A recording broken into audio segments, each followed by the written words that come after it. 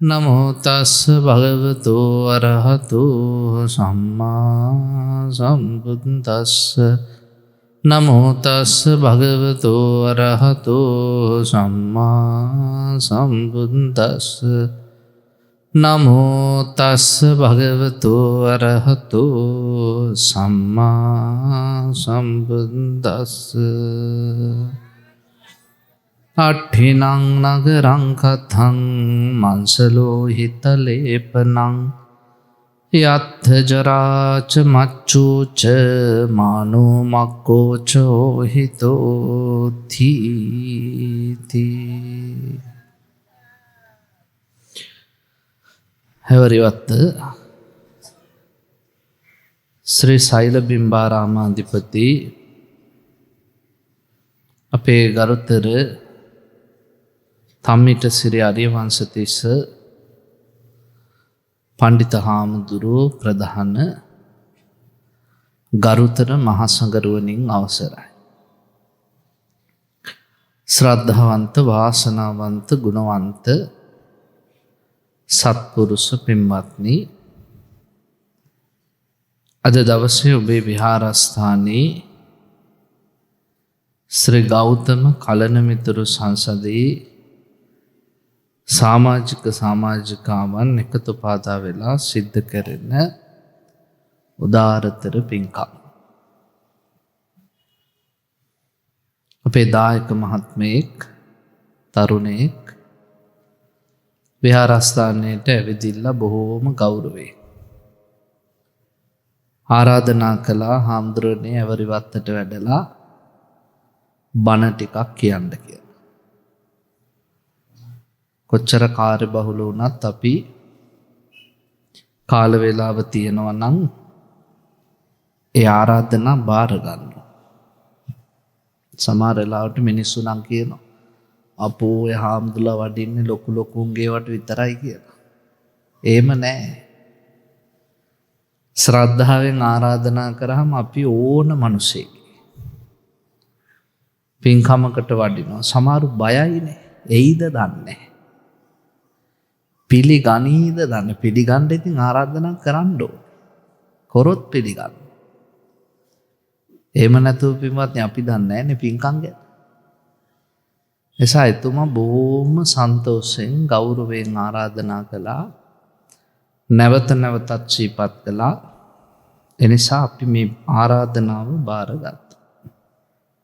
මොකද පින්කම කරන්නේ කලන මිතුරු සංසදයක්.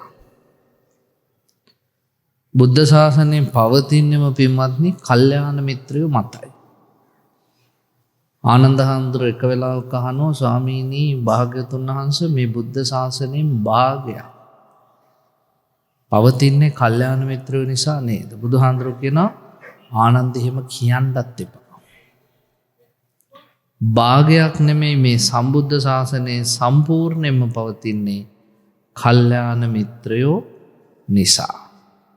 එනිසා කල්යාණ මිත්‍රත්වයේ උතුම් ගුණයක්. කලන මිතුරු සංසදයෙන් මං හිතන්නේ අද පළවෙනි බණ කියලා හාමුදුරුවෝ සිහිපත් කළා. මේ කටයුතු සියල්ලම අපේ ජීවිතවල යහපත සඳහා. හොඳයි බණ ටිකක් අහමු. දැන් බණ අහන වෙලාව. පින්වතුනි අද ධර්ම දේශනාවේ මාතෘකාව ධම්මපද පාළියේ ජරා වග්ගයේ සඳහන් ගාථාව. බුදුහාමුදුරුවෝ දේශනා කරනවා අට්ටිනං නගරං කතා. නගරයක් ඇත. නගරේ විරුද්ධ පැත්ත මොකක්ද? ගමනේ. ගමේ නගරේ වෙනස මොකක්ද? නගරේ හැමතිස්සෙම කචබච ගහනවා, කෑ ගහනවා, දඟලනවා. විදුලි එළි දැල්වෙමින් තියෙනවා. නොනිදන එකට අපි කියනවා නගරේ. ගම හරි නිහඬයි සංසුන් තැන්පත්. හැන්දෑවේ 5 වෙද්දි ගම නිවිලා. රෑ 6-7 වෙද්දි ආලෝකයක්වත් නැහැ කළුවරේ ගම. බුදුහාමුදුරුවෝ කියනවා නගරයක් ඇත ඇටකටු වලින් හදපු. ඒ කියන්නේ අපේ ශරීරය. ඒක ගමක් නෙමෙයි පින්වත්නි නගරයක්. මොකද අපි රැට නිදාගත්තත් මේ ඇඟ නිදියන්නේ නෑ ඇතුළ වැඩ. ලේ ටික දුවනවා, හෘද වස්තු වැඩ කරනවා, පෙනහළු වැඩ කරනවා. කාලා නිදිය ගත්තාම එළි වෙනකම් බඩවැලවල් අඹරනවා. මුළු ඇඟම වැඩ. නගරයක් වගේ. නොනිදා ඉන්න එක. මොනයින්ද හදලා තියෙන්නේ? ඇටකටු වලින්. නිකං හදන්නත් බෑ. නහරවැල් 900කින් බැඳලා ඇටකටු 300ක් නහරවැල් 900කින් බැඳලා හරියට උණපතුරු නූල් වලින් ගැට ගහලා කූඩු හදනවා වගේ වෙසක් එකට. එතකොට නහරවැල් 900කින් බැඳලා මේ ඇටකටු 300 කූඩුව හැදුවට පස්සේ මොකද කරන්නේ? මංසලෝහිත ලේපනං. ඒකට මසුහි ලේයි දදා ආලේප කරනවා. දැන් පනාව අපි කියනවා මිනිස් සිරුර. බුදුහාමුදුරුවෝ කියනවා මේ සිරුර ස්වභාවයෙන්ම යත්ත ජරාච මච්චුච්ච. ජරාවට පත් වෙනවා, මරණයට පත් වෙනවා. ස්වභාවය ඕකයි. තේරුම් ගනින්න නැත්තම් මානෝ මකෝචෝහිතෝ මාන්නෙන් මකුගුණෙන් වැහිලා ගියොත් අපරාධි මේ මනුස්ස ජීවිතේ. දැන් අද දැකලා තියෙනවා නේද සමහරු බල්ලෝ බලල්ලු වගේ පාරවල් වල මැරිලා යනවා. ලස්සන ජීවිතනේ පින්වත්නි. මලාට පස්සේ අපිත් බලනවා මොකාද මැරුණේ කියලා බැලින්නම් හරි ලස්සනයි. ලස්සන ජීවිතයි විනාශ වුනේ. ශරීරයේ යථා ස්වභාවය දන්නේ නැති නිසා මාන්නෙන් මකුගුණෙන් මත් වෙලා උන් කරන්න තියෙන ජඩ වැඩ ටික ඔක්කොම කරපු නිසා තමයි අකාලේ මැරිලා ගියේ. බුදුරු කියනවා ආයි අමුතුවෙන් පුම්බන්ඩ, ආයි අමුතුවෙන් පෙන්නන්ඩ, ආයි අමුතුවෙන් බබළුවන්ඩ දෙයක් මේකේ නෑ. එක තේරුම් අරගෙන සද්ද නැතුව නිදහසේ මනුස්ස ජීවිතෙන් ප්‍රයෝජන අරගෙන මැරිලා යන්න කිව්වා. ප්‍රයෝජන අරගෙන මැරුණොත් මෙලොව හිටපු ටිකත් ලස්සනයි, පරලොවත් ලස්සනයි, නිවනටත් ලං වෙලා. දැන් මෙතන ඉන්න ඔක්කොම මිනිස්සු වෙලා ඉපදිලා මොනවද කරන්නේ? හොඳට කනවා. ඇවරිවත්තේ කටුනායකට යනකම් බලන්න වැඩිපුර තියෙන්නේ මොනවද? කෑම කඩ. ඊළඟට ෆාමසි තියෙනවා. ඒවෙන් කාලා අපෙන් බෙහෙත් ගනිව් කියලා. එහෙමනේ ලංකාවේ ක්‍රමය.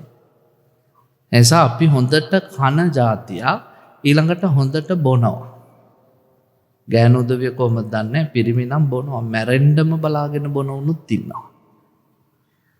එනිසා මිනිස්සු ගොඩක් කරන්නේ මොකද්ද? කන එක බොන එක. ඊළඟට හොඳට විවේක ගන්නවා, නිදියනවා, ඒ ටික කරනවා. අන්තිමට පෙමන්නේ පැටව් ගහනවා. කසාදයක් බැඳලා දරුවෝ හදලා මැරිලා. ඔච්චරයි නේද කරන්නේ? මිනිස්සු වෙලා ඉපදිලා මොනවද කරන්නේ? කනවා, බොනවා, නිදියනවා, පැටව් ගහනවා, මැරිලා. ඉතින් දැන් ඔය ටිකම කරනවානේ බල්ලත්. ඌත් කනවා, බොනවා, නිදියනවා, පැටව් ගහනවා, මැරිලා. කුරුල්ලත් ඔය ටික, පූසත් ඔය ටික, මාළුවත් ඔය ටික. මැස්ස මදුරු වගේ ඉඳන් මහ විශාල අලියතා දක්වා ඔක්කොම කරේ මොකක්ද? eating, drinking, sleeping and having sex එච්චරයි. ඒ ඔය ටික කරන්න මිනිස්සු වෙන්න ඕනේ. බල්ලෙක් වුණා නම් ෂෝක් එකට ලස්සනට ලේසියට වැඩේ කරගන්න. දැන් බල්ලෝ අපි තරම් දුක් විඳින්නේ නැහැ නේද? මං සමහර ලාවට අහනවා දැන් උඹලා ඔච්චර මහන්සි වෙන්නේ ආන්දරුනේ ඉතින් ගෙයක් දොරක් හදලා කසාදයක් බැඳලා දරුවෙක් මල්ලෙක් හදාගන්න එපා. දරුවෙක් මල්ලෙක් හදාගන්න මුන් විඳින දුක. මොන්ටිසෝරි ගිහිල්ලා ගුරුවරුන්ගෙන් ගුටි කාලා ඉස්කෝලේ ගිහිල්ලා කටපාඩම් කරලා කකුල් වතුර බේසන් වල දාගෙන පාඩම් කරලා නවක වදේට අහු වෙලා උපාධි කරලා ඔක්කොම කරන්නේ මොකටද? බබෙක් හදන්න. බල්ලෝ ඉපදිලා මාස 6ක් යද්දී ඔය මොකවත් නැහැ, ලේසියෙන් බබාලා හදනවා. එනිසා මනුස්ස ජීවිතයේ අරමුණ කියන්නේ කාලා බීලා බුදියලා පැටව ගහලා මැරලා යන එක නෙමෙයි. ඒ ටික සත්තුත් කරනවා. මනුෂ්‍ය විදියට ඉපදුනා නම් අපේ පරම අරමුණ විය යුත්තේ මනුස්සත්වයට නිගා නොදී උතුම් මිනිස්සෙක් විදිහට මහ පොළොව තුල දිවි ගෙවීම. ඒකට ඕනේ ධර්මය.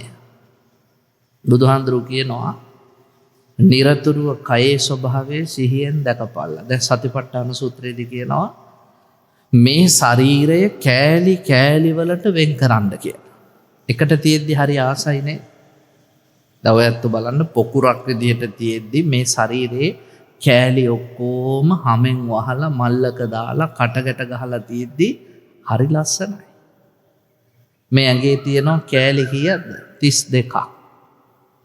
බුදුහාඳුරෝ කියපු ඔය කෑලි 32මයි අදටත් තියෙන්නේ. දොස්තරලා කොච්චර දියුණු වුණත්, වෛද්‍ය විද්‍යාව දියුණු වුණත් ඔය 32ට එහා යන කෑල්ලක් මනුස්සයන්ගේ ඇඟේ අදටත් නැහැ.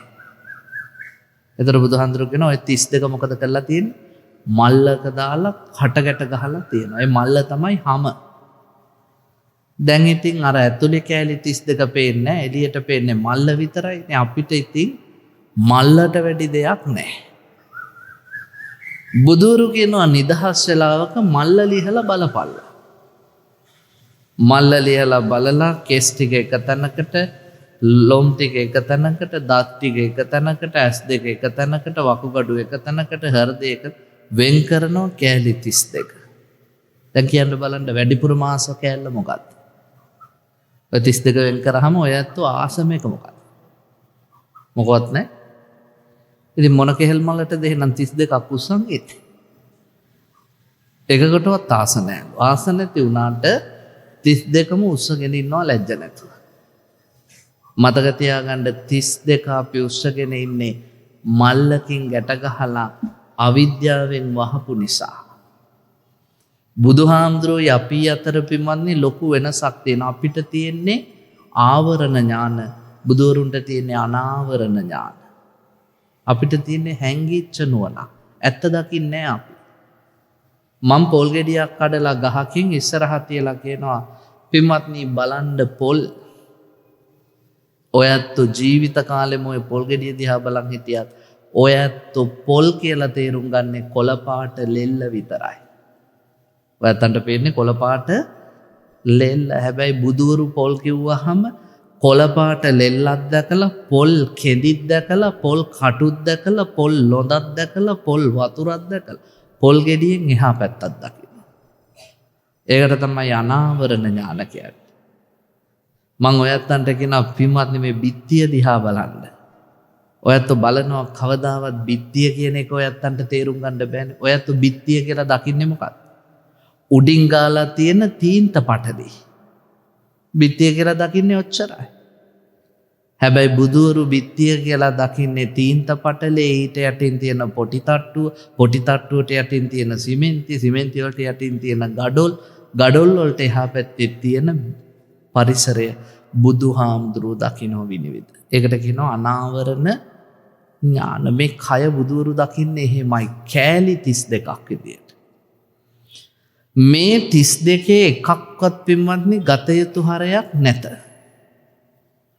ඊළඟට බුදුවරු කියනවා හරක් මස් මරණ තැනක මස් කපන මිනිහා දක්ෂ නම් ඒකට පුළුවන් වැඩි ලාභයක් ලබන්න මස් ටික වෙන් කරලා විකුණන්න.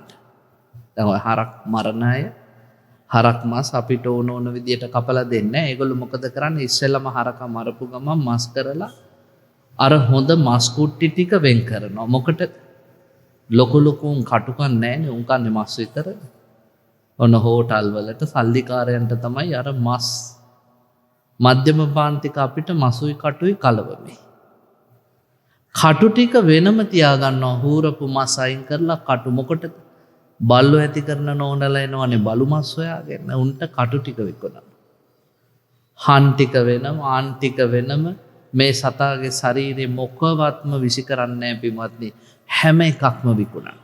දැන් ඔයත් හිතන් හිටන මස් විතරයි කියලා. නෑ, ওই මස් කඩවල හරකුන්ගේ හැම විකුණනවා බෙර හදන අයට, අං විකුණනවා විසිතුරු බඩු හදන අය, හැමදේම විකුණනවා.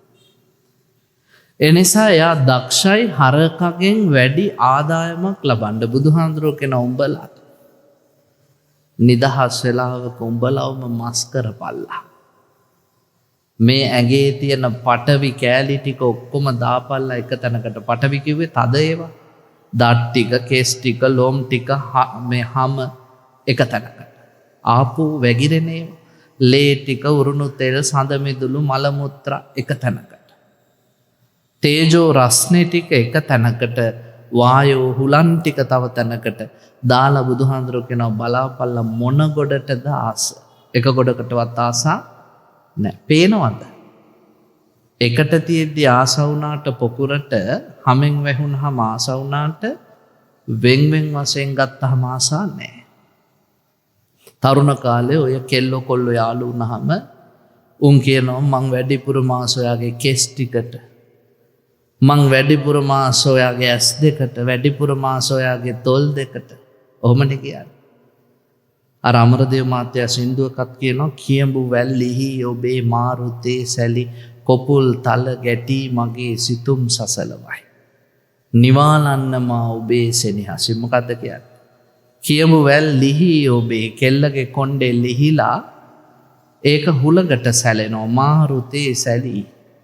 කොල්ල එහා පැත්තේ ඉඳන් ඉන්නවා. කොල්ලගේ කම්බුලේ ඇවිල්ලා වදිනවා හුලඟට. අර සිනිදු කෙස් කොපුල් තල ගැටි මගේ සිතුම් සසලවයි. කොල්ලා කියනවා දැන් හැංගීම් ඔක්කොම මෝදු වෙලා මට ඉන්න බෑ කියලා. මොකටද දැන් ආස? කොණ්ඩේට. ඔය සමහරුන් ඉන්නවා හරි ආසයි මං කොණ්ඩේට. හොඳයි හිතන්නකො දැන් මේ පුංජයක් විදියට පොකුරක් විදියට තියෙදි කොණ්ඩේට ආස වුණාට ඔය කොණ්ඩෙම ගැලවිලා කෙස් රොදක් අහු වෙනවා පරිප්පු හොද්දේ තිබිලා.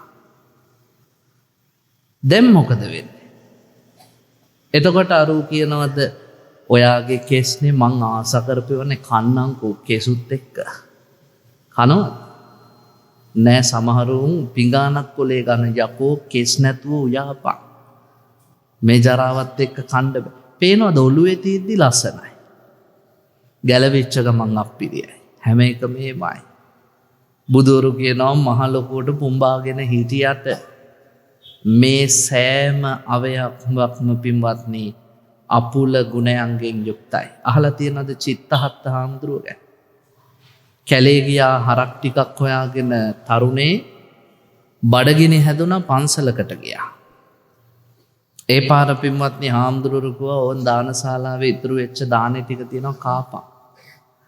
මේ කොල්ලා ගියා දානශාලාවට කෑම ටික දැක්කහම කල්පනා කරනවා හත් දෙයියනේ මේවා ඉතුරු වෙච්චද? අපි අවුරුදු ගානක් අඹුරලවත් අපිට මෙච්චර සැපට කෑම ටිකක් කන්න බෑනේ. මහාන වෙනවා කියන්නේ මාර දෙයක් නේ. එහෙම හිතනවුන් ඉන්නවා අදට.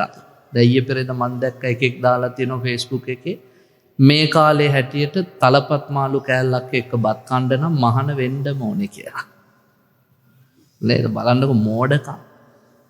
දැන් තලපත් මාළු කන්න මෙච්චර අමාරු මහාන ජීවිතේට එන්න ඕනේ නැහැ. පන්සලට ඇවිල්ලා හිමීට අපිට කනට කරලා කිව්වනම් මාළු කෑල්ලක් කන්න ආවේ කියලා අපි දෙන්නම් හට්ටියම. පෙරේතකම් වලට මහාන වෙනුන් නැහැ සාසනේ. මන් දන්නේ මේ තම්මිට හාමුදුරුවෝ මහාන උනේ තෝරමාළු තලපත් කන්න නෙමෙයි. මම මහාන උනේත් ඒවට නෙමෙයි. එළියුන් හිතන් ඉන්නවා අපි මහාන වෙලා ඇත්තේ ඒවට කියලා. ලැබෙන එක වෙනම දෙයක්, ලැබෙන දේ පරිහරණය කරන දේ තවත් එකක්. හැබැයි ඒවා අභිලාෂයෙන් මහාන වෙච්ච හාමුදුරුවෝ මේ ශාසනයේ කොහෙවත් නැහැ. මේකත් කල්පනා කරනවා මහාන වුණොත් සැප විඳින්න පුළුවන්. මහාන වුණා. හොඳට කනවා, හොඳට නානවා, සැපට ඉන්නවා. දැන් ඇඟපත එහෙම හොඳට තරබාරු වෙලාව ලස්සන වුණා. කාලයක් යද්දි මේකට නෝන මතක් වෙනවා. ඉතින් මොනවා තිබ්බත් වැඩක් නැහැනේ ගිහියන්ට කාම සැප නැතුව. ගෑණි මතක් වුණාම සිවුරත් ඇඳගෙන ගෙදර ගිහිල්ලා ගෙදර ගබඩාවෙන් සිවුර දාලා ගෑණි එක්ක ඉන්නවා. ගෙදර ඉඳිද්දි පින්වත්නි පන්සලේ වගේ සැප නැහැ. ගෑනුන්ගේ හැටි ඉතින් මිනිසුන්ට අමුතුවෙන් කියලා දෙන්න ඕනේ නැහැනේ. ගෙදර ආපු වෙලේ ඉඳන් කඩේට ඵලයන් ලුණු පැකට් එකක් ගෙනෙන් දෙයි ගෙඩියක් එකපාර කියන්නෙත් නැහැ. පාන් ගෙඩියක් ගෙනෙන් ආයි බිත්තරයක් ගෙනෙන් දෙයි ගෙඩියක් මුව යවනවා හැම තැනම. හරක් බලාපන් අතෙන්ට ඵලයන් මෙතෙන් එහෙට මෙහෙට දුවද්දි මාස 3-4ක් යද්දි අර ඇඟ බහිනවා. ඒ පාර හිතනවා පන්සලට ගියා නම් හොඳයි. ආයි යනවා මහාන වෙනවා. ඒ පාර පින්වත්නි 6 වතාවක් මහාන වුණා, 6 වතාවක් සිවුරු ඇරලා ආවා. 7 වෙනි පාරත් දවසක් හිතුණා කුඹුරු කොටද්දී අනේ දැන් මේ දුක විඳ ඇති පන්සලට යන්න ඕනේ කියලා ගෙදරට ආවා. එද්දි නෝනා ගබඩාවේ බුද්ධි ඒ වෙනකොට ගෑණි අටමස් ගැබිනියා. ගෑණි ගබඩාවේ නිදි චීතරෙද්ද ගැලවිලා එහෙ මෙහෙ වෙලා නිර්වස්ත්‍රයෙන් බණපොතේ කියනවා නව දොරෙන්ම කුණු කෙල වගුරගෙන පූයා වගුරගෙන හැරවා. මේ ගෑනු කෙනා මහා ප්‍රසන්න විදිහට ඌරෙක් වගේ ගොරවා බිම බුදියාගෙන ඉන්නවා. දරුවෙක් ලැබෙන්න ආසන්න වෙච්ච යෝනි මාර්ගයේ ඉදිමිලා සැරවා ගලද්දී මේ පුද්ගලයා දැක්ක ගමන් කල්පනා කළා මේකට රැවටිලා නේද මම ආවේ. ආයෙන්නේ සිවුර කරට දාගෙන එළියට බහිද්දි නැන්දම්මා දැක්කා බෑනා ගෙදෙට්ට ආවා ගබඩාවට ඔළුව දාපු ගමන් හැරිලා යනවා. නැන්දම්මා ආවා මොකක් දැකලාද මේ යන්නේ කියලා බලන්න. එද්දි දැක්කා දෝනියන්දා හෙළුවැල්ලෙන් බුදි ගබඩාවේ බිම. නැන්දම්මා පයින් ඇනලා කිව්වා මෝඩියේ නැගිටපන් තොගේ මිනිහා අන්න යනවා. ගෑණි මොකද්ද කිව්වේ? කොණු කෙල ටික පිහදගෙන කිව්වා ඕක 6 පාරක් ගියානේ 6 පාරම ආවා 7 වෙනි පාරත් එයි කිව්වා. හැබැයි මේ කොල්ලා එදා සිවුර කරට දාගෙන ගියේ ආයි එන්නේ නැහැ කියන සිතුවිල්ලෙන්. මග දිගට දැක්ක රූපේ ගැන හිත පිළිකුල ගැනම හිත යද්දී පුලවක සංඥාව වැඩුණා. හිත එකඟ වුණා. එකඟ වෙච්ච හිතට විදර්ශනාව දුන්නා. රහතන් වහන්සේ නමක් බවට පත් වුණා. එවෙනකොට හාමුදුරුවරු නමකුද්දා චිත්තහත්ත සිතට වසඟව හැසිරෙන කෙනා. බුදුරජාණන් වහන්සේ මේක දැකලා කියන ඔන්න දින්නා. මේ ලෝකෙ තුල තමන්ගේ හිතත් එක්ක සටන් කරලා ජය ගන්න පුළුවන් කෙනා නියම ජයග්‍රාහකයා සසරේ. එසා ඔය ඇත්තන්ට කියන්නේ මේ කසාද බඳින්න එපා, ළමයි හදන්න එපා කියන කතාවක් නෙමෙයි. ඒවා කරන්න. හැබැයි මේ ශරීරයේ නියම ස්වභාවය අවබෝධ කරගෙන ඉන්න. මනුස්ස ශරීරෙනේ පින්වත්නි ජරාවටපත් වෙන්නේ. මනුස්ස ශරීරේ ඕන වෙලාවක ලෙඩ වෙන්න පුළුවන්, ඕන වෙලාවක දිරන්න පුළුවන්, ඕන වෙලාවක මරණයට පත් වෙන්න පුළුවන්. ඒක අපේ ස්වභාවය. ඒක තේරුම් ගත්තහම පින්වත්නි අපිට කවදාවත් මානක්කාරකම් කරන්න හිතෙන්නේ නැහැ. මකුගුණේ කියන්නේ ಗುಣ මකු කමින් තව කෙනෙක්ගේ ಗುಣ මකමක ජීවත් වෙන්න හිතෙන්නේ නැහැ. මේ ලෝකයේ තුල හැමතිස්සෙම ජීවත් වෙද්දී ඔයත් හිතන්න ඕනේ බුදුරජාණන් වහන්සේගේ දේශනාව තුලමයි අපි හික්මන්නේ කියලා. සතුටින්ම ඉන්න එක තමයි පින්වත්නි බුද්ධ ආගමේ එකම අරමුණ. බුදුවරු මොනවද කිව්වේ කියලා ඔයත් අංගේ කවුරු හරි ඇහුවොත් මතක තියාගන්න බුදුහාමුදුරුවෝ ලෝකෙට මෙච්චර අවුරුදු ගාණක් බණ කියලා තියෙන්නේ කරුණු දෙකයි. මොනවද කරුණු දෙක? පළවෙනිම එක තමයි බුදුවරු මේ අවුරුදු 45ක් තිස්සේ කියපු ධර්මයේ කැටි කළොත් අංක 1 පාමොජ්ජ බහුලා හෝත. මොකද්ද බුදුහාමුදුරුවෝ කියන්නේ? සතුටු සිතින් ඉඳපල්ලා. සතුටු සිතින් කියන්නේ hina වෙලා ඉඳපල්ලා. දැන් මේ බණශාලාවෙත් මෙහෙම බලාගෙන යද්දි පින්වත් hina වෙලා ඉන්න මූණු තියෙන්නේ 10යි 15යි. අනිත් තුන් නිකන් 100ට අරන් 18 දීලා වගේ. ඔළුවේ කප්පරක් ප්‍රශ්න තියාගෙන ඉන්නේ. ඔය තනියෙන් හම්බ වෙලා එහෙම ඇහුව මොකද බං මූණ එල්ලගෙන කියලා උන් කියන ප්‍රශ්න මොනවද කියන්නේ? හාමුදුරුවෝට නම් මොකද ඉතින් ඔක්කොම ටික හම්බ වෙනවනේ අපිට එහෙම. ඇන්කර් එක 1085යි. බොම්බයි ලුණු 500යි. සීනි කිලෝ එකක් දැන් 400යි. අපිට තියෙන ප්‍රශ්න. ඔන්න ප්‍රශ්න. මිනිස්සු හිතන් ඉන්නේ මේ මනුස්ස ජීවිතය කියන්නේ ඇන්කර් කියලා, රත්ති කියලා. ජීවත් වෙනවා කියන්නේ බොම්බයි ලුණු නෙමෙයි. ජීවත් වෙනවා කියන්නේ සීනිත් නෙමෙයි. දැන් හාමුදුරුවරු හරි සතුටින්නේ. ඇයි සතුටින් ඉන්නේ? නිකන් හම්බ වෙන නිසා. නෑ ලැබුණත් නොලැබුණත් එකම තැනකට හිත හදලා තියෙන නිසා. ඇවරිවත්තේ පන්සලේ කොහෙවත් ගහලා නෑ නේද? ගිලම්පස සඳහා ඇන්කර් අවශ්‍යමයි කියලා. නෑ ඔයත් දුන්නොත් වළඳයි නැත්තම් නිකන් ඉදී. දුන්නොත් ඇන්කර් බොනවා නැත්තම් කහට කෝප්පේ බීලා සද්ද නැතුව ඉන්නවා. මහානකම කියන්නේ ඒකයි. අපි එතෙන්ට හිත හදලා. බොම්බයි ලුණු කිලෝ එක 500 නෙමෙයි 5000 වුණත් හාමුදුරුවරුන්ට ප්‍රශ්නයක් නෑ. ඇයි? හාමුදුරුවරු කියන්නේ නෑනේ අපිට බොම්බයි ලුණු දාලම දාන්නේ ගෙනාපියව කියලා. බොම්බයි ලුණු නොදා වුණ ඒවත් වලදන්න පුළුවන්. හිටපොක මං උපාසකම් මල්ල ලුණුත් නැතුව ගේ. ආයි බොම්බයි ලුණු නැති වුණා කියලා ඔක කජ්ජක් ඈ. එසා මතක තියාගන්න මහානකම සුන්දර වෙන්නෙම භික්ෂුව මැද මට්ටමට හිත ගෙනල්ලා නිසා. ලැබුණත් එකයි නොලැබුණත් එකයි. එනිසා මං හිතන්නේ මේ ශාසනයේ ඉන්න හාමුදුරුවෝ බොහොම සතුටින් ඉන්න පිරිසක්. මතක තියාගන්න සතුටින් ඉන්න කරන්න ඕනේ මෙච්චරයි. අංක 1. ඔයත්තන්ට වෙනදට බණ කියද්දී හාමුදුරුවෝ කියනවා පිමතුනි මේ එකක්වත් වැඩක් නැහැ සියල්ල අතාරින්න කියලා. කියනවද නැද්ද? කියනව නේද? මේවා එකක්වත් වැඩක් නැහැ අතාරින්න කියලා. මම නම් කියන්නේ. ඇයි කියන්නේ නැත්තේ? මට ඒක කරන්න බැරි නිසා. දැන් මම ඔයත්තන්ට සියල්ල අතාරින්න කියනවා නම් මට නම් අතෑර ගන්න පුළුවන් වෙන්න ඕනේ. නැත්තම් වැඩක් නැහැ. අපේ නායක හඳුරු මට කියලා තියෙනවා බණ කියද්දී උඹට කරන්න පුළුවන් ඒවා විතරක් මිනිසුන්ට කියපන්. බැරි ඒවා කියන්න යන්න එපා. එසා මම ඔයත්තන්ට කියන්නේ සියල්ල අතාරින්න කියලා මට අතෑර ගන්නත් බෑ. දැන් මේ බණට එද්දිත් මම පන්සලේ දොරවල් ඔක්කොම වහලා ලොක් කරලා යතුරු කරලා දාන්නව සාක්කුවේ. දැන් ඕවා වැඩක් නැහැ. අතෑරියා නම් පින්වත්නි මම දොරවල් ඔක්කොම ඇරලා එනවා ඕන යකේ කෝන එකක් අරන් ඵලයව කියලා. බෑ මට එහෙම බෑ. ඒ නිසා මම ඔයත්තන්ට කියන්නේ නෑ මොකද මගේ බණ ඇහුවා කියලා ඔයත් ඔය ළඟ තියෙන එකක්වත් අතාරින්නේ නැහැ කියලා මන් දන්නවා. බුද්ධ ආගමේ සියල්ල අතාරින්න කියලා කතාවක් ඇත්තෙත් නැහැ. බුදුහාමුදුරුවෝ කිව්වය කියලා ඔය ගොඩක් අය බොරු කියනවා. හොඳට මතක තියාගන්න මේ බොරු වලට රැවටෙන්න එපා. බුදුවරු කොහෙවත් ගිහියන්ට කියලාත් නැහැ සියල්ල අතාරින්න කියලා. පැවිද්දන්ට කියලාත් නැහැ සියල්ල අතාරින්න කියලා. එහෙනම් මොකද බුදුහාමුදුරුවෝ කියන්නේ? අතහැරෙන බව දැනගෙන ජීවත් වෙන්න.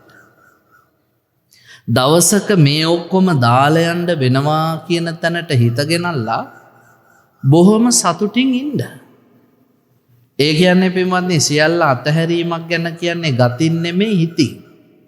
ගතින් පාවිච්චි කළාට කමන්නේ හිතින් අතහැර ගන්න පුළුවන් නම් ඔයත් ලස්සනට ගෙවල් හදන්න, ටයිල් අල්ලන්න, AC කරන්න, වාහනයක් ගන්න කිසි ප්‍රශ්නයක් නැහැ. මැරෙන දවසට ඒ ටික අතහැර ගන්න පුළුවන් නම් ඔයත් දිනු ඉන්නකනුත් සැප විඳලා මරණයෙන් පස්සේ යන්නේ සුගතිය. මතක තියාගන්න හොඳට ඇවරිවත් මිනිස්සු බුද්ධ ආගම කියන්නේ හිඟන්නන්ගේ ආගමක් නෙමෙයි. පින් සිද්ධ වෙයි ඒක හිඟන්නන්ගේ ආගමක් කරන්නත් එපා. බුද්ධ ආගම කියන්නේ ශාස්ත්‍රීය මිනිස්සුන්ගේ ආගම. බුදුවරු අපිට කිව්වේ තියෙන ඒවා අතහැරලා දාපල්ලා කැලේට ඵලයන් කියලා නෙමෙයි. තියෙන ඒවා බොහොම හොඳට එක්රැස් කරගෙන රැකගෙන සතුටු සම්පන්න ජීවිතයක් ගෙවපන්. දවසක මේ ඔක්කොම දාලා යන්න වෙනවා කියන තැනට හිතගෙනල්ලා.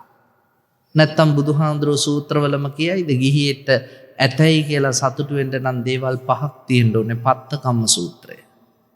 උන්වහන්සේ කියනවා සල්ලි තියෙන්න ඕනේ, ඉඩ කඩන් තියෙන්න ඕනේ, ගෙවල් දොරවල් තියෙන්න ඕනේ, අමුදරුවෝ ඉන්න ඕනේ, දැසි දසුන් ඉන්න ඕනේ. එතකොටයි ශාස්ත්‍රීය ජීවිත. මිනිසුන්ට කියනවා බඹරස්සේන ඉරියතෝ මල නොතලා රොංගන්න මීමැස්ස වගේ සල්ලි හොයාපල් කාටවත් කරදරයක් නැති. මීමැස්ස රොංගත්තා කියලා මලේ කිසිම තුවාලයක් නැහැ.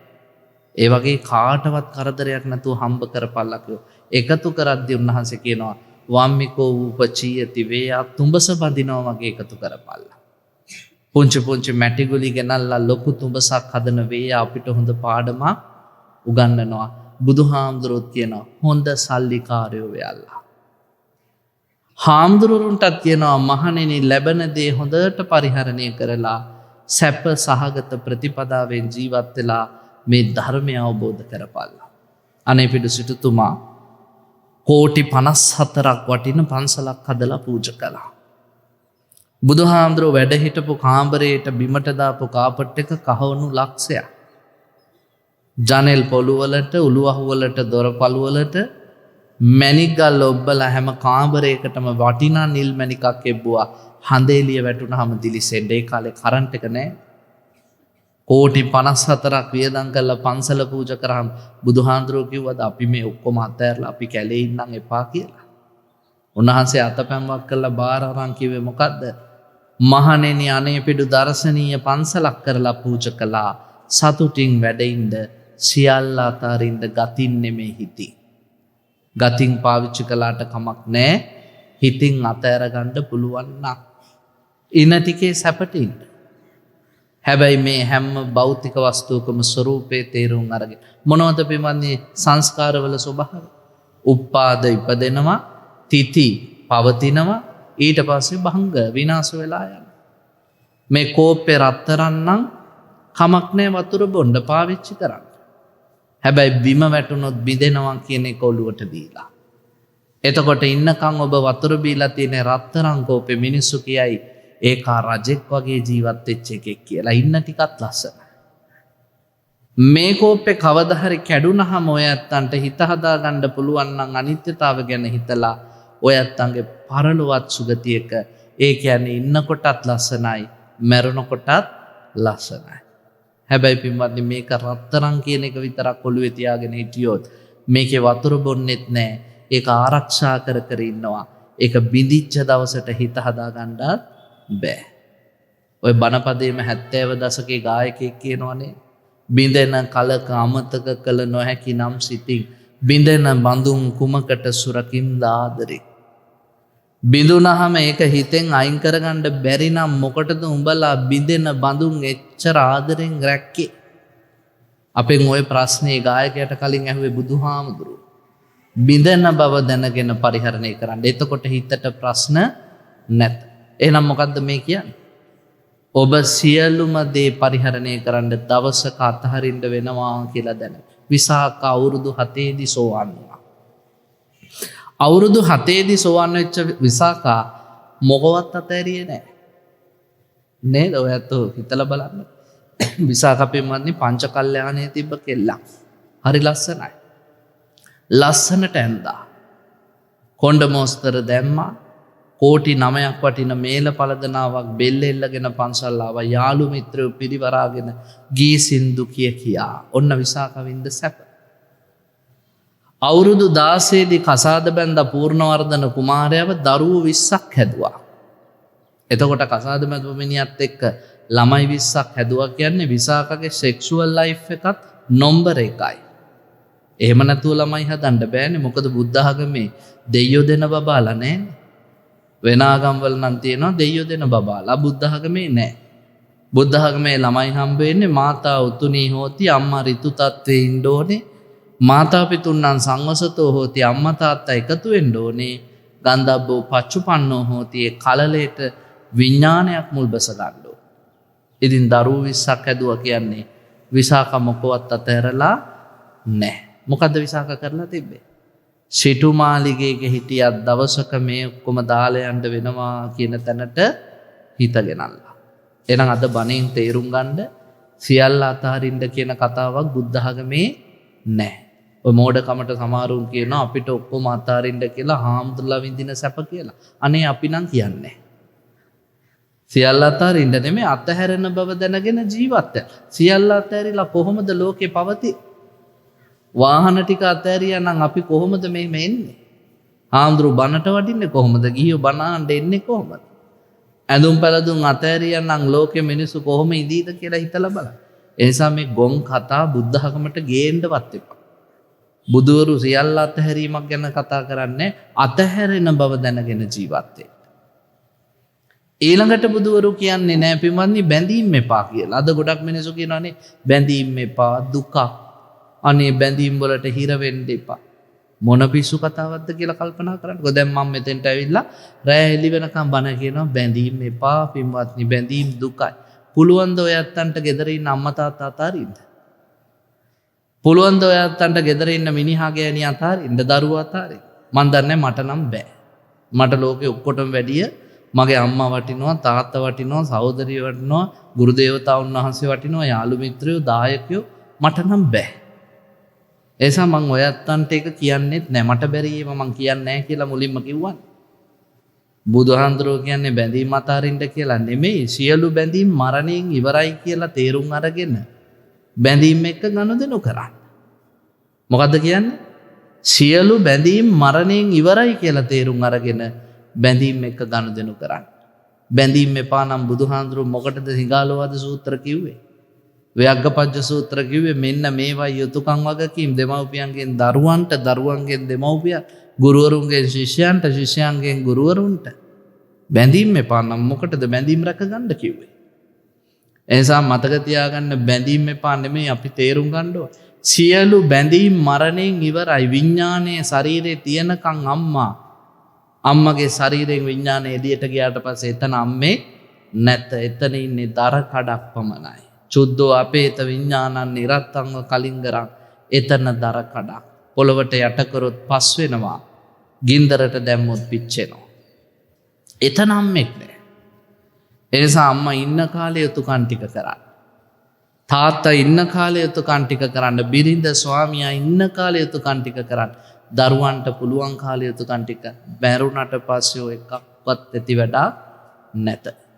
බුදුරු කියන එක හරි සාධාරණ. අද ගොඩක් උන් මැරුණට පස්සේ අම්මා තාත්තා වෙනුවෙන් ලක්ෂ ගණන් දීලා පෙට්ටි ගෙනල්ලා එම්බාම් කරලා රෝස පවුඩර් ගාලා කොණ්ඩේ මල් ගහලා බල්බ් වැල් දාලා අපි ඉතින් හොඳටම කරාගෙන හොඳට කරලා තමයි. මතක තියාගන්න මැරුණට පස්සේ අතහරින්න කියලායි බුදුහාඳුරෝ කියන්නේ. ඇයි? මැරුණට පස්සේ පින්වත්නි කර්මානුරූපීව ගිහිල්ලා කොයි හරි උප්පත්තිය ලබනවා. අපි ඕනෑට වැඩිය ඒවා ගැන හිතන්න ගියොත් කර්ම විෂය අචින්තයයි අපිට පිස්සු හැදෙනවා.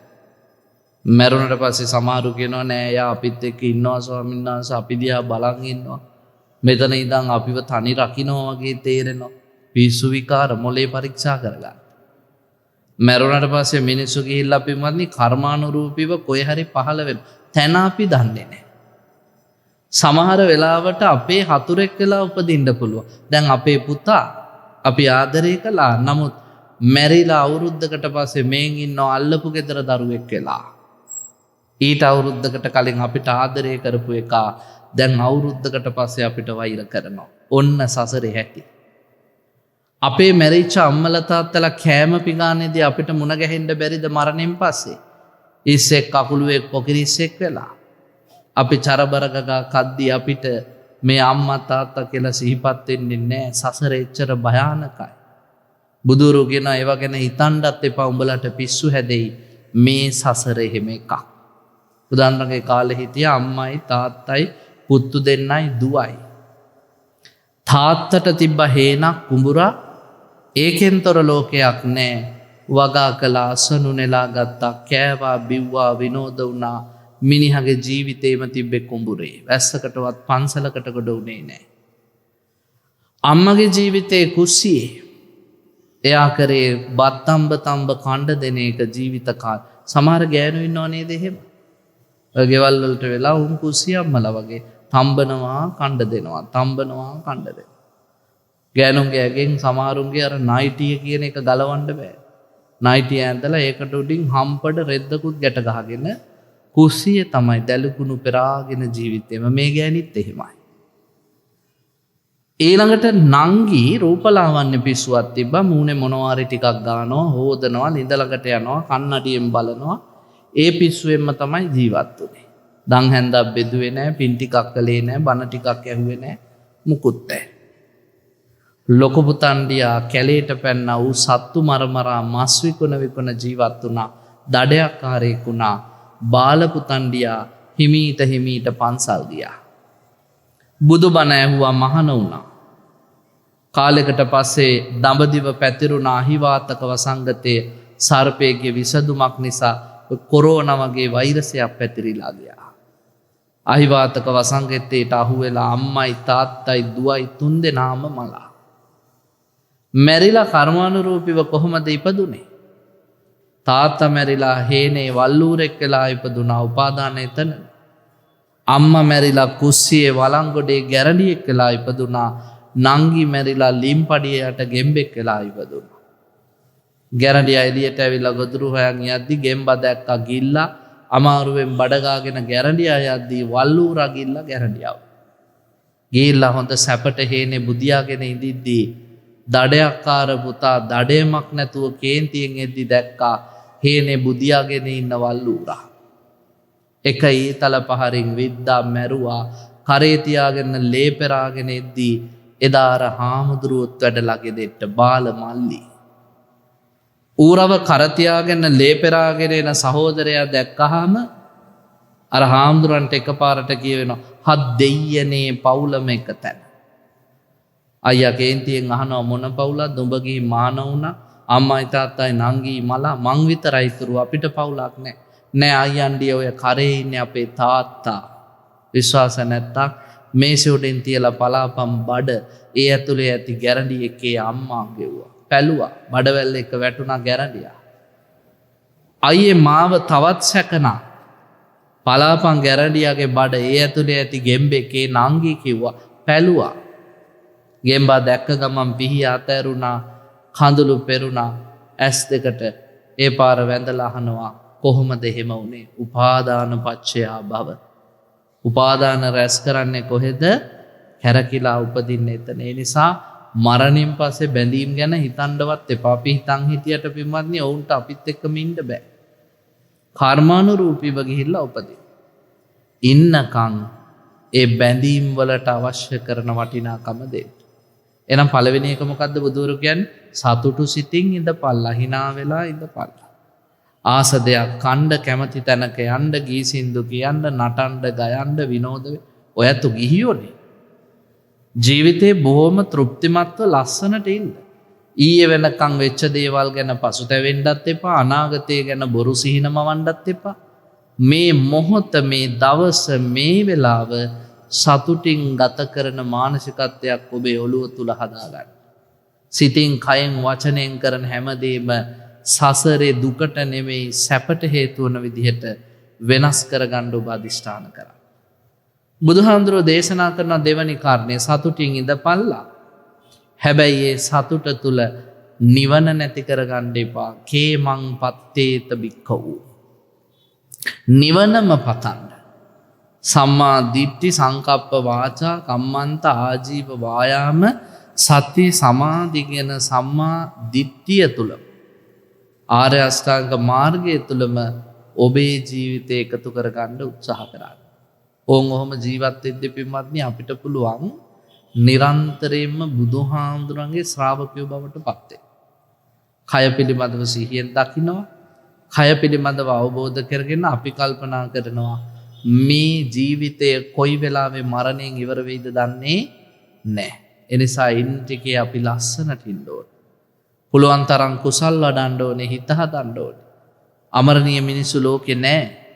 නැති නිසා අපි මැරිලා යනවා කියන එක ඔළුවේ තියාගෙන ජීවිතේ මරණයට කලින් ලස්සනට සූදානම් කරගන්න ඕනේ. ওই ටික ඔළුවේ නැත්තම් තමයි අර කියපු මාන්නයයි මකුගුණයයි එන්නේ. මාන්නේ කියන්නේ පින්වත් මැනීමක් නේ. සමහරු තමන්ව අනිත් අයට වැඩිය උසස් කරලා මයින්නවා. සමහරු තමන්ව අනිත් අයට සමාන කරනවා. සමහරු තමන්ව අනිත් අයට හීන කරනවා. සෙය්‍යමාන, සදිසමාන, හීනමාන කියලා මාන්නේ ආකාර 3යි. ආයෝක බෙදෙනවා 9කට. 9 විද මාන්නේ කියලා. කොහොම ආවත් මාන්නකාරයට ඇත්ත තේරෙන්නේ නැහැ. එයා කවුරුත් කියන දේක් පිළිගන්නවද? නැහැ. එයා කරන්නේ මොනවද කියලාවත් එයා දන්නේ නැහැ. දේවදත්තයා කියන්නේ ලොකු මාන්නකාරයෙක්නේ. ඉඳ එක වෙහෙර විද දහම් මනහර සිඳමිද දුක් සසර අහෝ දෙව්දත් නොදිටි මොක්කුර. එක පන්සලේ ඉඳලා හැමදාම බණ අහලා දේවදත්තයාට නිවන් මඟ වැහුනේ මාන්නේ නිසා. මොකද්ද මාන්නේ? මරුව මුනි මහතා බුදු බව ලැබෙයි නියතා කර අනුවන සිතා ඇරවු නාලාගිරි මතතා. මෙයා හිතනවා බුදුහාමුදුරම මැරුවහම ඊළඟට ශාසනයේ ලොක්කා මම කියලා. කොච්චර මාන්නයක්ද?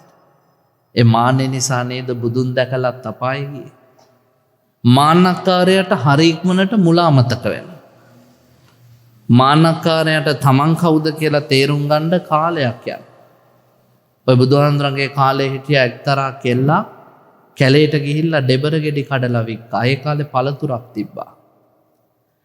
ඩෙබර ගෙඩි කඩලා පොලේ තියාගෙන විකුණද්දි රජ්ජුරුව මේ කෙල්ලව දැකලා ලස්සන නිසා කසාද බැන්දා. දැන් පින්වත්නි රජ ඇඳුම් අදිනවා, රජ කෑම කනවා, මාලිගාවේ ඉන්නවා. රාජ උස්නේ හොඳටම වැදුනා. කාලයක් යද්දි මේ කෙල්ලට පරණේම මොකවත් මතක නැහැ. ඒ පාර දවසක් රජ්ජුරුව කෑම මේසේ ඩෙබර ගෙඩියක් කපාගෙන කද්දී කෙල්ල ඇවිල්ලා අහනවා, රජතුමනි මොනවද මේ ලස්සන ගෙඩියක් කපාගෙන කන්නේ? රජ්ජුරුවන්ට 84000ට කේන්ති ගියා. රජ්ජුරුව කිව්වා ඇයි බොට මතක නැද්ද? මීට අවුරුදු ගානකට කලින් ඔබ කෙක්කක් අරගෙන කැලේට ගිහිල්ලා කෙකි මානලා කඩලා බිම දිගේ බඩ ගාලා ඇහිඳලා ඔලුව උඩ තියාගෙන ඇවිල්ලා වික්කේ. ඒව කන්නේ කිව්වා. කියලා කිව්වා මුල මතක නැති මේ ගෑණිව රජමාලිගෙන් එළියට දාපන්.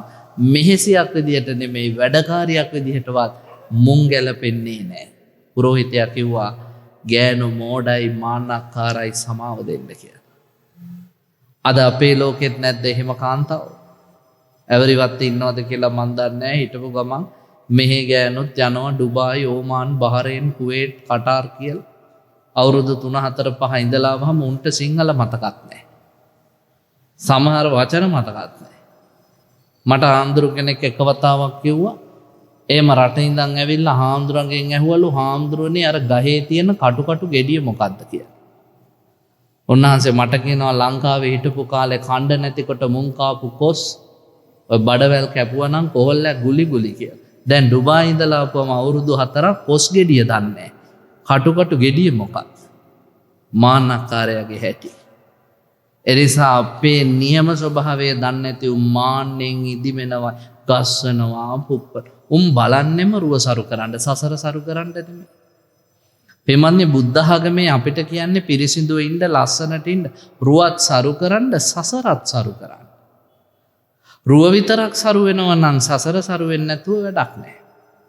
අස්සක රජුරුවන්ගේ බිසව උබරී කුමාරිකාව තරුණ වයසේදී මල අස්සක අඬනවා. උබරී කියන්නේ ලෝකෙ හිටපු අබිරූපීම යෞවනිය. ඒ පාර පින්වත්නි අස්සක අඬ ඉඳිද්දී උබරීගේ මරණය හමුවේ අපේ මහබෝධිසත්වයන් වහන්සේ රාජකීය උද්‍යානයට ගියා. මිනිහෙක්ගෙන් ඇහුවා කොහොමද මේ රටේ තොරතුරු කියලා වැඩක් නෑ ආයිබුවක්. අපේ රටේ රජුරුවන්ගේ ගෑණි මලා ඒක දැන් කන්නේත් නෑ, නාන්නෙත් නෑ, රට පාලනය කරන්නෙත් නෑ. අපිත් ඉවරයි, රටත් ඉවරයි, රජත් ඉවරයි. බෝසත්යන් වහන්සේ කියන ওই රජාව මගේ ළඟට එක්කම් වරෙන් මං ඔය දුක නැති කරන්න. එක්කන් ආවා. රජතුමනි මොකෝ මගේ නෝනා මැරුණා මට දුකයි. ඉතින් මැරෙනව නේන්න. නෑ එහෙම වුණාට මට නම් හිත හදාගන්න බෑ මගේ නෝනා. එයා හරි ලස්සන. ඉතින් ලස්සන කැත ඔක්කොම මැරෙනවා. නෑ නෑ මට හිත හදාගන්න බෑ අඩුම ගානේ එයා මැරිලා කොහෙද ඉන්නේ කියලාවත් දැනගන්න පුළුවන් නම් මට හිත හදාගන්න පුළුවන්. බෝධිසත්වයන් වහන්සේ ඇහුවා මැරිලා ඉන්න තැන දැනගත්තොත් හිත හැදෙයිද? ඔව් හැදෙයි කිව්වා. මොකද එයා මේ ලෝකෙදිත් ලස්සනයි. දැනුත් කොහේ හරි ලස්සන තැනකට ගිහිල්ලා ඇතිකෝ. අපේ මිනිසුන්ට වරදින තැනක් නේ. ඔය ගොඩක් වෙලාවට මම දැකලා තියෙනවා නලු නිලියෝ එහෙම මැරුණාම මෙහි ඉන්න ගොබ්බයෝ දානවා. දැන් එහි ලස්සන ඇතියක් ගියානේ. මමත් ඉතින් කල්පනා කරනවා කොහෙද මේ එහි කියන්නේ? බැලින්නම් දිව්‍ය ලෝකෙ.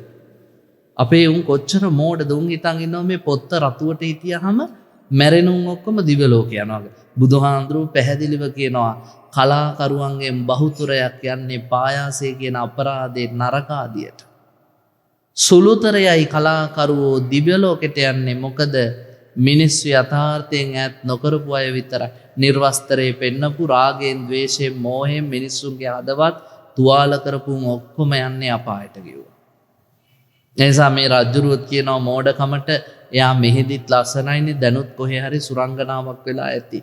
බෝසත්යන් වහන්සේ කිව්වා මන් දන්නවා ඒ ඉන්න තැන වැඩි ඈතක නෙමෙයි මේ උද්‍යානෙමයි. අනේ මෙහි කියන්නකෝ ඒ පාර ඈතින් තියෙන ගොම ගොඩක් පෙන්නලා කිව්වා ආන් අර ගොම ගොඩේ කියලා. රජුරවන්ට තද වුණා. රජුරුව කිව්වා මේ මගේ බිසවට ඔය අපහාස කරන්නේ. හරි හරි මං ඇයව ගෙන්නන්නද? ගෙන්නන්න කිව්වා. රජතුමා මේ බෝධිසත්වයන් වහන්සේ අධිෂ්ඨාන කළා ගොම ගොඩ පෙරලගෙන පින්වත්නි ගොම කුරුමිනියෝ දෙන්නෙක් ආවා. ඇවිල්ලා වහපුවම අපේ මහ බෝධිසත්වයන් වහන්සේ කිව්වා රජතුමනි මේ ඉන්නේ උබ්බරී කියලා එකෙක්ව පෙන්නලා. රජුරෝ කඩු එළියට ඇදලා කිව්වා ඔය මගේ ගෑණිටයි අපහාස කරන්නේ. මං ඔබ මරනවා කියන එක ඔප්පු කළේ නැත්තම්. පුළුවන් ද ඔබට ඔප්පු කරන්න? පුළුවන්. රජතුමනි යගේ කටහඬ මතකද? මතකයි. ඇයත් එක්ක ගෙවපු ජීවිතේ මතකද? මතකයි. අත්දැකීම් මතකද? මතකයි. ඇයට විතරක් කියපු රහස් මතකද? මතකයි. ඒ ඔක්කොම ඒ කටහඬින්ම මේ ගොම කුරුමෙන් දේනියෝගේ කටින් එළියට ගත්තොත් විශ්වාස කරනවද මේ ඇයමයි කියලා? රජුරෝ කිව්වා එතකොට විශ්වාස කරන්න වෙනවනේ කියලා. මහ බෝධිසත්වයන් වහන්සේ අධිෂ්ඨාන කළා. අධිෂ්ඨාන කළා ගොම කුරුමිනි දේනුවගෙන් උඹ කවුද? මං ගොම කුරුමිනි දේනුවා. නෑ මීට කලින් අස්සක රජුරුවන්ගේ බිසව උබ්බරී කුමාරිකාව. අස්සකයා දැක්කොත් උඹට අඳුරන්න පුළුවන්ද? මොකෝ බැරි. ඔය එහා පැත්තේ අඬන්නේ අස්සක කිව්වා. අස්සකගේ ඇස් දෙක ලොකු වුණා.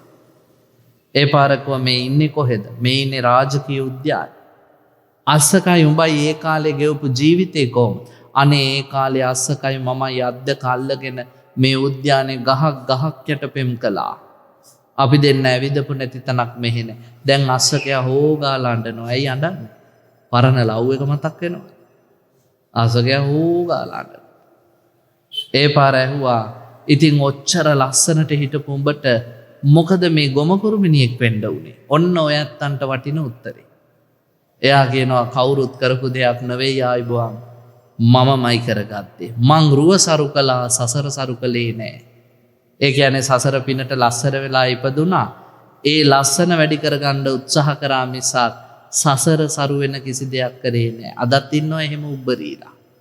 දැන් කාන්තාව පින්වත්නි රුව සරු කරන්න කරන දේවල් කියන්න ගියොත් මට හෙට වෙනකම් බන කියන්න වෙනවා. නේද? ඔයත් දන්නවනේ ඇහි බබ ගලවනවා, කොණ්ඩ පාට කරනවා, මූණේ වලවල් වහනවා, පොටි අදිනවා, පොටි කපනවා, තීන්ත ගානවා, තොල් පාට කරනවා, කරාබු දානවා, මෙනිකියු කියනවා, පෙඩිකියු කියනවා, නයිට් ක්‍රීම් කියනවා, සන් ක්‍රීම් කියනවා. ඉතින් මෙයත් ඔය ඔක්කොම කරා. කණ්ඩ තියෙන ගස්ලබුලෙල්ලේ ඉඳන් මීකිරිවේ ඉඳන් අලිගට පෙර පොත්තේ ඉඳන් ඔක්කොම ගෑවා. හැබැයි රුව සරු කළාට සසර සරු කළේ නෑ. දන් හැන්දා බෙදුවේ නෑ. සීලයක් රැක්කේ නෑ. බණ ඩිංගිත්තක් ඇහුවේ නෑ. පිනක් දහමක් මැරිලා ගියා. පින් ඉවරයි.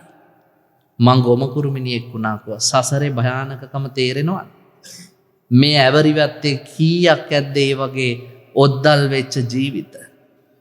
උන් ජීවිතේට බණපදයක් අහලා නෑ. පන්සලකට ගොඩ වෙලා නෑ.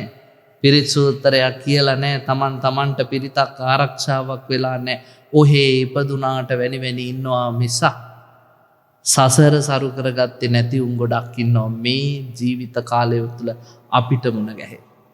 එසා ඔබ හැමතිස්සෙම කියලා දෙන්න දරුවන්ට පුතේ අවුරුදු 18 20 වෙන්න කලින් අපි කැන්සර් එකක් හැදෙයි මැරිලා යයි. මැරුණොත් යන තැනකටත් දෙයක් රැස් කරගෙන ඉඳපල්ලා. බස් එකෙන් බහිද්දි කකුල පැටලිලා වැටිලා ඒ බස් එකටම යට වෙලා අපි මැරිලා යයි. එහෙම මැරුණොත් ගෙනියන්නේ මොනවාද කියලා හිතපල්ලා. මං අඳුරන කොල්ලෙක් කැන්සර් එකක් හැදුන අවුරුදු 24යි. හොඳ උස මහත කොල්ලා. මම ඉස්පිරිතාලෙට ගියා බලන්න. ඒ වෙලාවේදී දොස්තර මහත්තයාගෙන් මං අහුවා මොකද? ඒ පාර ස්වාමීනි අක්මාවේ දරුණු පිළිකාවක් මුළු ඇඟේම පිළිකාව පැතිරිලා තියෙන්නේ. අපි පුළුවන් ඔක්කොම කරා දැන් බේරන්න බෑ. හැබැයි කොල්ලට සිහිය තියෙනවා කතා කරන්න කිව්වහම මං ළඟට ගිහිලා ඔළුව අත ගාලා කිව්වා ඔයා හරියට චිත්‍ර පොතක් වගේ කියලා. ඇයි? කොල්ලගේ ඇඟ හැමතැනම පච්ච කොටලා බෙල්ලෙත් කොටලා අත් දෙකෙත් කොටලා බඩෙත් කොටලා කකුල් දෙකෙත් කොටලා ඌ චිත්‍ර පොතක් වගේ. මං විහිළුවට කිව්වේ ඔයා නිකන් චිත්‍ර පොතක්. කොල්ලා මගේ අතින් අල්ලගෙන කියනවා අනේ හාමුදුරුවනේ මට එකෙක්වත් කියලා නැහැ අවුරුදු 25 වෙන්න කලින් මම මැරෙයි කියලා. එහෙම කියලා පුංචි කාලේ හරි මාව බය කරා නම් මම මීට වැඩිය වෙනස් ජීවිතයක් ගත කරන්න තිබ්බා. මං හොඳයි කියලා සම්මත කිසිම දෙයක් කරලා නැහැ. කොල්ලගේ වචන වලින්ම කිව්වොත් කොල්ලා කියනවා මං හතර වටේ බිබී ඇවිද්දා ගෑනු පස්සේ ගියා. එතනින් එහාට දෙයක් මගේ ජීවිතේ කරගෙන නැහැ. අනේ හාමුදුරුවනේ මට බයයි මම මැරිලා කොහේ යයිද කියලා. ඔන්න යථාර්ථය. බුදුහාඳුරු සුත්ත නිපාතේ කියනවා ලස්සනට කාමේසු ගිද්ධා පසුතා පමුල්හා කාමයන්ට ගිජු වෙච්ච අය පසුතැවිලි වෙනවා මුලාවටපත් වෙනවා අවධානියාතේ විසමේ නිවිට අවධානමකටපත් වෙනවා ගත කරපු පෞකාර ජීවිතය ගැන දුක්ඛෝ පනීතා පරිදේවයන්ති දුක් වෙනවා අඬනවා වැළපෙනවා ශෝක කරනවා මරණ මංචකයේදී කිංසු භවිස්සාමිතෝ චුතාසේ අනේ මෙතනින් මැරිලා ගිහිල්ලා කොහේ යයිද කියලා. එනිසා මේ ජීවිතය තුළ පින්වත්නි රුව විතරක් නෙමෙයි සසරත් සරු කරන්න ඉගෙන ගන්න. දෙකම සරු වුණොත් තමයි හරිම ලස්සන ජීවිත අපිට අයිති වෙන්නේ. ඒ නිසා බුදුහාමුදුරුවෝ කියනවා මාන්නේ එපා. මකු ගුණය ගැනත් වචන දෙකක් කියන්නම්. මකුයි කියන්නේ මොකක්ද? අනුන්ගේ ගුණ මකනවා. සිංහලෙන් ලස්සන වචනයක් තියෙනවා ගුණ මකුව කියලා. ලංකාවේ ගුණ මකුව ඉන්නවද නැද්ද? හරියට ඉන්නව නේද? ගුණ මකු වෙන්නෙම පින්වත්නි අනුන්ගේ ගුණ දකින්න බැරි නිසා. අද අපි කාගේ හරි හොඳක් කිව්වොත් මේ මහත්තයා හරි හොඳයි කියලා. ඒ මිනිහා යනකන් ඉඳලා අපිට කියන හාමුදුරුවෝ ඕක ගැන දන්න ටිකනේ අපෙන් අහගන්න අපි කියන්න. අපි පාන්සකුලයකට ගිහිල්ලා කිව්වොත් මේ උපාසකම්ම හරි ගුණවන්තයි සිල්වන්තයි කියලා පන්සලට එන්න හම්බෙන්නේ හෑන්ඩ් ෆෝන් එක වදිනවා. උසපු ගමන් එහා පැත්තෙන් කියන මොනවද අපේ කියපු බොරු ඔය ගෑණි සිල්වතුත් නැහැ ගුණවතුත් නැහැ මගෙන් අහගන්න. ඔන්න අපේ හැටි. අපි ගුණ මකන මිනිස්සු කාගේවත් හොඳක් දකින්න අපි කැමති නැහැ. ඇයි බින්වත්නි එහෙම හොඳක් දකින්න අපි කැමති නැත්තේ? ඒ මිනිස්සුත් එක්ක තියෙන පෞද්ගලික තරහකට නෙමෙයි. ඒ මිනිස්සු අපිට මුගොත් කරලත් නෙමෙයි. ඒ මිනිස්සු විනාශ කරා කියලා අපිට ලැබෙන දෙයක්වත් නැහැ.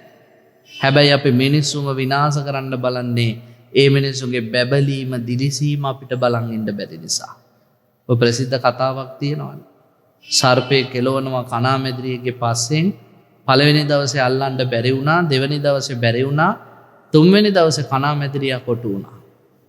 සර්පයා ළඟට ගිහිල්ලා කණාමැදිරියා කණ්ඩ බලාගෙන ඉඳිද්දි කණාමැදිරියා කිව්වා කමක් නැහැ මාව කාපන්. මට තියෙනවා ප්‍රශ්න තුනක්. ඒ ප්‍රශ්න තුන අහුවට පස්සේ ඒවට උත්තර දීලා මාව කාපන්. හොඳයි අහපන්කෝ. පළවෙනි ප්‍රශ්නේ ඇහුවා මා එක්ක මොකක් හරි තරහක් තියනවද? අපෝ මට නම් ඔබත් එක්ක කිසි තරහක් නැහැ. දෙවෙනි ප්‍රශ්නේ ඇහුවා එහෙනම් ඔබ කණ්ඩ ආසම જાතියේ කෑමක්ද? අපෝ මං කණාමැදිරි කන්නේත් නැහැ. මං කන්නේ ගෙම්බෝ මීයෝ වගේ ලොකු සත්තු. ඒ පාර කණාමැදිරි අහනවා තුන්වෙනි ප්‍රශ්නේ ඉතින් බං මා එක්ක තරහකුත් නැත්තම් මං වගේ જાති කණ්ඩ ආසත් නැත්තම් ඇයි බං මාව කන්නේ? සර්පයා කියනවා උඹ දිලිසෙනවා මට බලන් ඉන්න බෑ. අද අපිවත් කණ්ඩ ගොඩක් උත්සාහ කරන උන් කණ්ඩ එලවන්නේ අපේ පස්සෙන් අපේ බැබලීම බලන් ඉන්න බැරි නිසානේ. මේ ගමක කොල්ලෙක් දියුණු වෙනවා නම්, ගමක කෙල්ලෙක් ලස්සනට ඉන්නවා නම් ඇඳලා කාලා ලස්සන විදියට වැදගත් විදියට මේකින් උන්ට බලන් ඉන්න බෑ. අපි මහ කැත జాතියක්. තරුණයෙක් පන්සලට ඇවිල්ලා පහන් පත්තු කරද්දි බණ අහද්දි උන්ට ලං වෙවි අහන්න මොකෝ මගුලක් හරි ගියේ නැද්ද තාම? අහන්නේ මොකටද? උන්ට හොයලා දෙන්නද මගුලක්? නෑ, අර වැරද්ද අඩුව දකින්න. උන් කිව්වොත් අපිට මගුල් හරියන්නෙම නෑ කියලා හිත යතින් සතුටුයි. හොඳ වැඩේ. ඔකුන්ට ඔහොමමයි වෙන්න ඕන.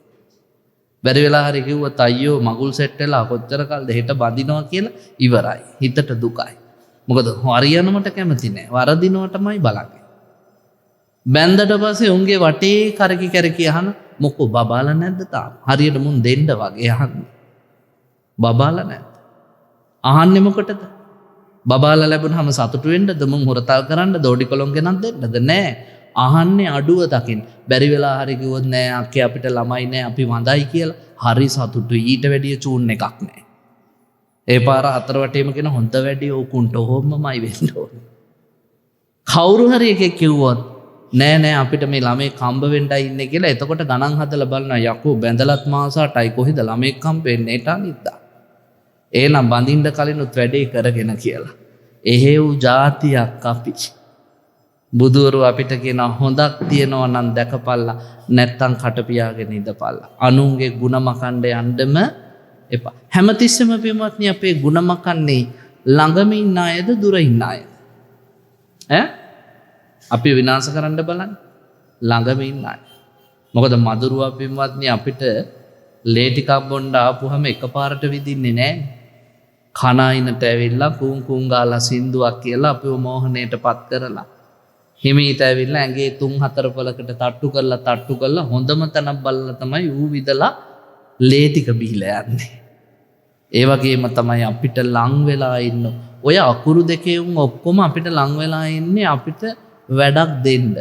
කාවෝ වේයෝ මීයෝ නෑයෝ ඔක්කොම අකුරු දෙකයි. ඒසා අකුරු දෙකේ උන්ගෙන් හරියට පරිස්සම් වෙන්න තමන්ගේ උන්ගේ. උම්ම තමයි අපේ දිලිසීම බැබලීම බලන් ඉන්න බැරි වුණාම නොයෙක් දේ කරලා අපිව වට්ටන්න විනාශ කරන්න යනවා. ඇවරිවත්තේ හිටියලු බලු රංචුවක්. ඔය බලු රංචුවේ එක බල්ලෙක් ලස්සනට ඉඳිද්දී අනිත් බල්ලන්ට ඌව පෙන්වන්න බෑලු. ඒ පාර කිව්වලු තොට අපි මෙහෙ ඉන්න දෙන්නෙම නෑ කියලා. දවසක් රෑ අර බල්ලා කියනවලු මං යනවා යන්න සීදුවට තොපිත් එක්ක ඉන්න බෑ. ඒසා මං ඇවරිවත් අතාරිනවා මං යනවා සීදු. අනිත් උන් කිව්වලු අනේ හොඳයි ඵලයක්. බල්ලා ගියා. සතියකට විතර පස්සේ අර සීදුවට ගිය බල්ලා ආයෙනව ඇවරිවත්තට රෑ කන් කඩාගෙන ලේ පෙරාගෙන මස් ඉරාගෙන මුළු ඇඟම රතු පාටයි. ඇවරිවත්තේ බල්ලන්ට හරි සතුටුයි. උන් අහනවා තෝ අපි වෙපා කියලා නේ ගියේ දැන් ඇවිල්ලා තියෙන ලේ පෙරා මොකෝ සිංහයා පැන්නත් සීදුවේ කොහෙද යකෝ සිංහය කොටියවත් පැන්නද කොටි කොහෙද යකෝ සිංහය සීදුවේ එහෙනම් පාර හොයාගන්න බැර මොකෝ පාර හොයාගන්න බැරි ඔය කාපට් කරලා ලයිට් දාලා තියන්නේ හොඳට එහෙනම් ඔබට ටවුන් එක හොයන්නේ නෑ ටවුන් එකත් හොයාගත්තා එහෙනම් ෂුවර් එකටම මිනිස්සු ඔබට අල්ලගෙන ගහන්න ඇති සීදුවේදී නෑ මිනිස්සු කියන්නේ හරි හොඳ જાතියක් උම්මට කණ්ඩක් දුන්නා බොණ්ඩක් දුන්නා මාව නෑවුවා හුරතල් කළා ඉතින් එහෙනම් මොකද යකෝ උනේ අරූ කියනවා සීදුවෙත් ඉන්නවනේ අපේ જાතිය උන් බල්ලෝ උන් පෙරලගෙන කෑවා ඒ නිසා ඇවරිවත්තටම ආවා කියලා මතක තියාගන්න කොහෙ ගියත් අපිව කන්නේ අපේ ඒකට කියනවා ಗುಣමකුකම් බුදුවරු කියනවා කියනව නම් හොඳක් කියන්න නැත්තම් තුෂ්ණිම් භූත භාවයේ රැකගෙන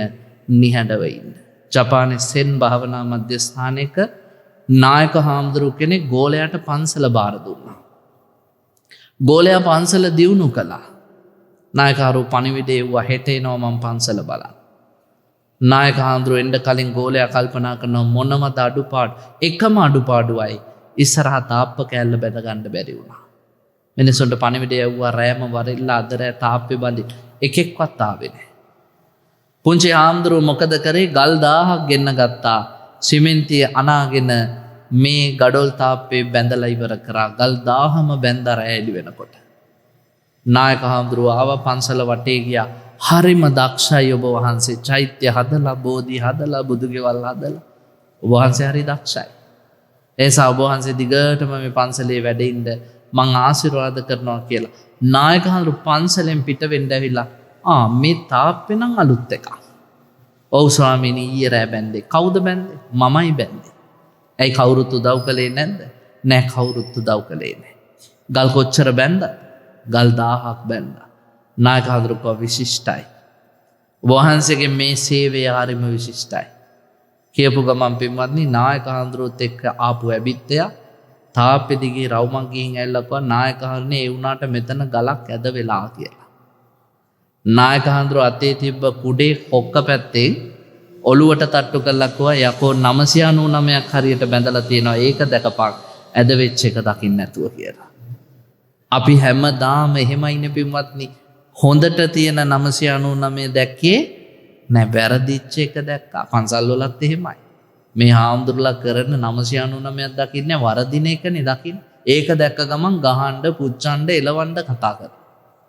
හැබැයි එතකන් ඒ හාමුදුරුවෝ කරපු 999 දකින්නේ නෑ මේ ගමේ ගෑනු කීයකට අඟුලිමාල සූත්‍රය කිව්වද? 50 දින උන් කීයකට පිරිත් ටික කිව්වද? ගෙපල කීයක් කපද්දි මේ හාමුදුරුවෝ විභාග කීයකට යද්දි මේ හාමුදුරුවෝ අපිට පිරිත් කිව්වද? අපේ අම්මගේ තාත්තගේ මරණෙදි දානෙදි මතකෙදි අපිත් එක්ක හිටියේ. ඒ මොකවත් නෑ. 999ම ඉවරයි. වැරද්ද මතක. බුදුහාමුදුරුවෝ කියනවා ಗುಣමකු වෙන්න එපා. මාන්නෙන් මකුගුණෙන් මැඩෙන්න එපා. කය පිළිමදව වටහාගෙන ශරීරයේ ස්වභාවය තේරුම් ගන්න. යත්ත ජරාච මච්චුච මේ ශරීරයේ දිරනවා මරණයටපත් වෙනවා කියන අවබෝධයෙන් ජීවත් වෙන්න. මොකද මේක ඇටවලින් කරපු නහර වලින් බැඳපු මස්ලේ පුරෝපු නගරයක් නිසා. කොයි වෙලාවේ මේ නගර විනාශ වෙලා යයිද අපි දන්නේ නැහැ. දැන් මියන්මාරේ තායිලන්තේ කවුද හිතුවේ? රත්තරන් පාට ගාලා රජමාලිගා වගේ බබලද්දී අපි හිතන්නේ ස්ථිරයි, නිට්ටයයි. හැබැයි අනිත්‍යතාවය ලෝකෙටම කියලා දීලා විනාශ වුණා. ඒ නගර වගේ තමයි පින්වත්නි මේ ශරීර කූඩු කියන නගරත් කොයි වෙලේ හරි විනාශයටපත් වෙන්න පුළුවන්. ඉන්න ටිකේ ලස්සනට ඉන්න. කත්තබ්බං කුසලං හොඳට කුසල් කරන්න. චරිතබ්බං බ්‍රහ්මචර්යා පිරිසිදු නිවැරදි ලස්සන ජීවිත ගත කරලා මැරිලා යන්න. එතකොට මෙලොවත් හොඳයි, පරලොවත් හොඳයි. ඔබට සදාකාලික සැප ඇති නිවනටත් ලං වෙන්නට පුළුවන්. එහෙනම් අද ඉඳන් ආස දෙයක් කන්න, කැමති තැනක යන්න, ගී සින්දුවක් කියන්න, විනෝද වෙන්න, සියල්ල අතහැරෙන බව දැනගෙන හැමදේම සතුටින් පරිහරණය කරලා මැරිලා යන්න.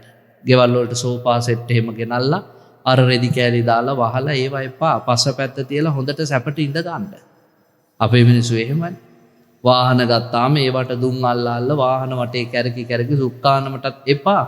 හොඳට පාවිච්චි කරන්න. ගෙවිලා ගියාට පස්සේ ඒවා අයින් කරලා අලුත් එකක් ගන්න. සැපට නිදියන්න ඕන නම් හොඳට ඇඳක් හදාගන්න. දේශී එකක් අයි කිසි ප්‍රශ්නයක් නැහැ. කාටවත් ලෝකයට බය වෙන්න එපා. තමන්ගේ හිත ඉල්ලන දේ දෙන්න. හැබැයි හොඳ නම් විතරයි. සසර දිග්ගස්සනවා නම් අපේ සසර අඳුරු කරනවා නම් කොච්චර හිත ඉල්ලුවත් එවැනි දේ දෙන්න එපා. හැබැයි ඔබට සතුටින් මැරෙන්න පුළුවන් නම් ඔබේ හිත ඉල්ලන ඕනම දෙයක් කරලා සතුටින් මැරිලා යන්න. මේ බණ සසර සැප පිණිසම උපනිශ්‍රයම වේවා කියලා සාදු කියලා ප්‍රාර්ථනා කරන්න. රැස් කරගත් පින් දෙවියන්ට අනුමෝදන් වේවා. දිව්‍යාවුසෙන් වර්ණයෙන් සැපෙන් බලෙන් ප්‍රඥාවෙන් වැඩෙත්වා. ඔබ සැම දෙවියෝ සුරකිත්වා. එසේ ආශිර්වාද කරන දෙවියනොත් අමා මහ නිවනින් සැනසෙත්වා කියලා සාදු කියලා පින් දෙන්න. ආකාසට්ඨා ච බුම්මට්ඨා දේවා නාග මහිද්దికා පුඤ්ඤන්තං අනුමෝදිත්වා චිරං රක්ඛන්තු බුද්ධ ශාසනං. ආකාසට්ඨා ච බුම්මට්ඨා දේවා නාග මහිද්దికා පුඤ්ඤන්තං අනුමෝදිත්වා චිරං රක්ඛන්තු බුද්ධ දේශනං. ආකාසට්ඨා ච බුම්මට්ඨා දේවා නාග මහිද්దికා පුඤ්ඤන්තං අනුමෝදිත්වා චිරං රක්ඛන්තු බුද්ධ ශාවකාති.